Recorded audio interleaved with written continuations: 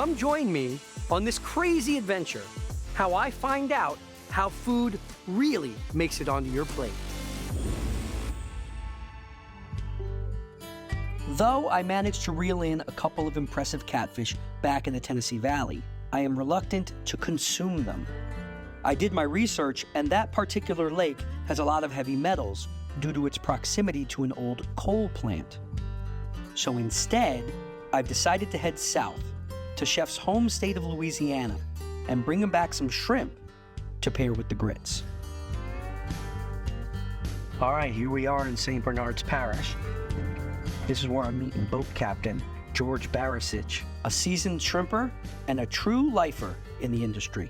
He's weathered everything from global market upheavals to the devastating aftermath of the 2010 BP oil spill. He's gonna take me out, and hopefully we're gonna find a dish replacement for that catfish. Wish me luck. Hello. Hello, sir. David. It's Captain George, they call Captain George. It's my hair denotes the captain. I'm one of the oldest ones that's left. I'm one of the last ones shrimping. Well, I'm 67, and I'm still currently fishing shrimp and oysters. Are people leaving the industry? My age, people are getting so disgusted because you can't make money anymore because of the shrimp prices. When I was a kid, my deckhand could raise a family on what we made. Shrimp is the most popular seafood in the United States, but shrimpers are in crisis. The work is difficult and dangerous. This is your boat.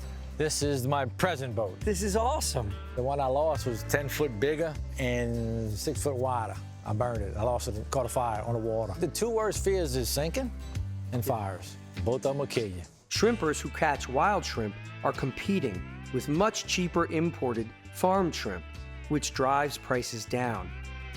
Meanwhile, the price of fuel has gone up. The number of boats that go out has dropped dramatically. Even though the shrimp is cheap, there's no market for it at the moment? The importers are actually buying up all the cold storage in this country. Wow. So they've got imported shrimp that belongs to foreigners in our country that's stopping our American shrimpers from making a living. I've heard a lot of the hurdles. What do you love about shrimping? Like, why fight the fight? I love the chase. I love to go out there and catch it and pit my skills against Mother Nature and against everything that's there and say, let's go. You know, a lot of times you win, a lot of times you lose.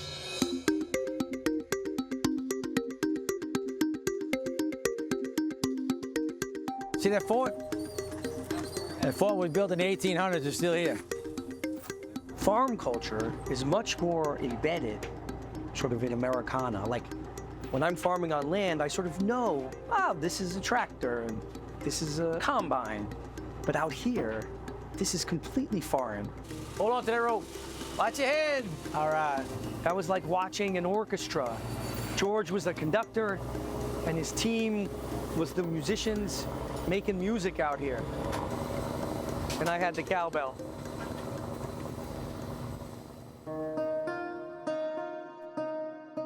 Now that the boat is rigged and ready for shrimping, we are leaving the bayou and making our way to the ocean. Over the next 2 hours, I get a chance to get to know Captain George better.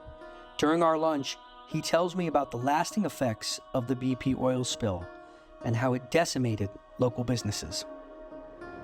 Now we are miles out to sea, and I'm told the first order of business is to scan the skies.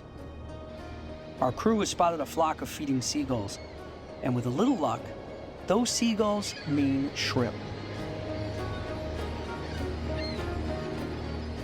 So Captain George gave the signal to deploy the large trawls, which will drag along the ocean floor where the bottom feeders dwell.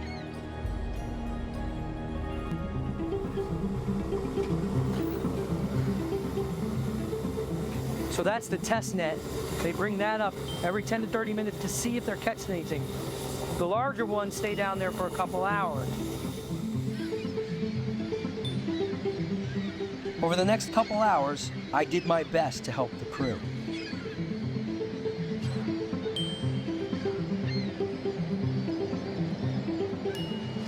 And every 20 minutes, we checked our smaller test nets. Until finally, Captain George was satisfied with the sample size, and he gave the order to pull in the big trawls.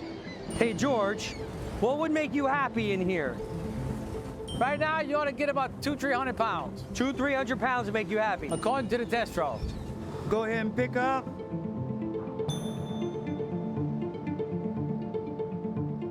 Look at this. There's a ray in there. There's big old crabs. Slowly. Let it go slow. Now, I'm fucking professional. Yeah. All right, let's shake that tail out. Crazy. Crazy. So what?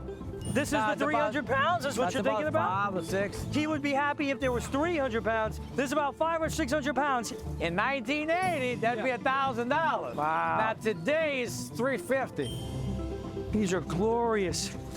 Chef is gonna be super happy. I hope it will make him forget the catfish. Now comes the hard part.